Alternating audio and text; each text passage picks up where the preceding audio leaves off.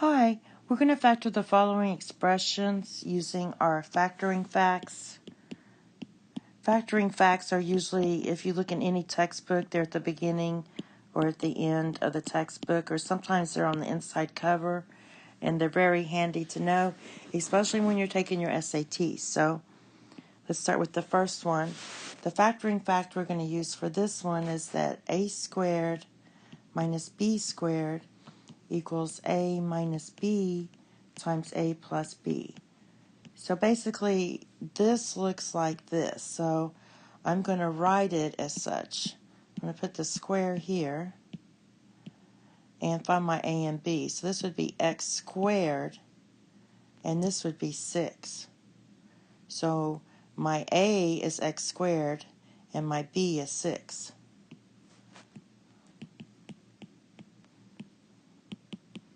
And now I'm just going to write it out like that. It doesn't matter what order you put those in, by the way.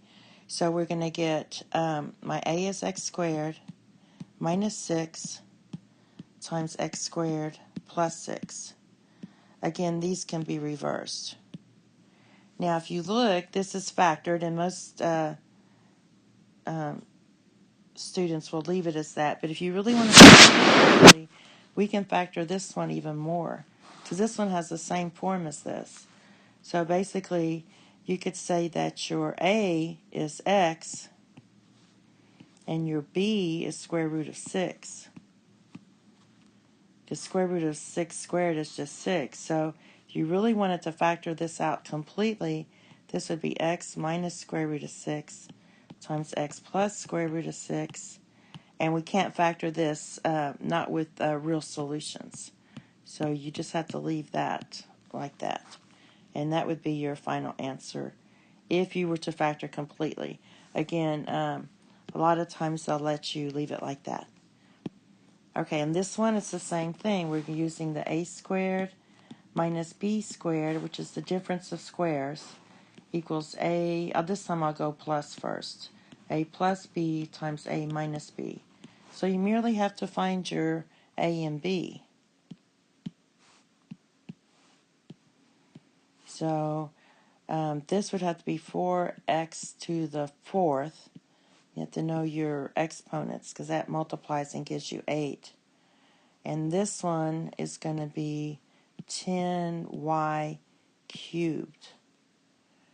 So let's go ahead and factor that out. And my a equals 4x to the 4th. And my b equals 10y cubed. And we're just going to fill that out. So you get 4x to the 4th minus 10y cubed. No plus, we go on this way. And then you write it again. But this time we put a minus. And that's it. This one, every time you have 4 terms, the first thing you want to do is see if you can factor it by grouping. And that means we're going to take this first little piece here and factor out a 3x squared. When you do that, you're going to get, if you divide each piece by 3x squared, you'll get x plus 1. Now we have this plus x plus 1. Now, we don't have a number in front of here, so that's actually a 1. You know, math people don't like to put the 1, but that's really a 1. So factoring by grouping just means we're going to combine these two. So that's 3x squared plus 1 times our x plus 1. And think about it. If you were to use the distributive property to write this as a polynomial and condense it, you would multiply 3x squared times x and then by 1. So you would be going 3x squared, and then you would be multiplying each piece, x plus 1. Just like that, first and outer.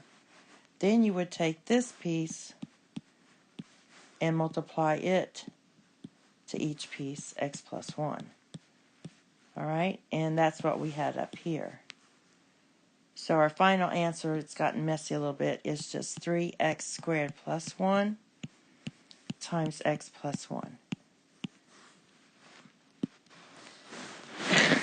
The next one is the sum of cubes, and the formula for that is a cubed plus b cubed equals a plus b, and then you do a squared minus ab plus b squared. All right, these are good to memorize. I'll go ahead and write the minus one too, just in case you get that. So that would be, it's almost identical. So when you're looking at this, you can say, if you're looking at the whole formula here, you can say plus, plus, minus, and minus, minus, plus. So I don't want to keep all these lines here, but I'll write it on the side here. So this would be a plus, plus, minus, and this one's a minus, minus, plus. So whatever you start with. So anyway, we're using this one. So I need my cube plus b cubed. So I know 6 cubed is 216. Then I have my s. I also know that 3 cubed is 27, and I have my t. So now that I have my a equals 6s and my b equals 3t, I can just fill this out. This one right here. So I'm going to fill it out. A is 6s plus b. Now square my a. That's 36s squared minus ab. So multiply those two, and that would be 18st. And then go back to plus. And then you're going to get b squared. So square that. That's going to be 9t squared. Remember, when you're squaring, also square the coefficient. And that's your final answer. And that's all. Thank you. Have a nice day. Bye-bye.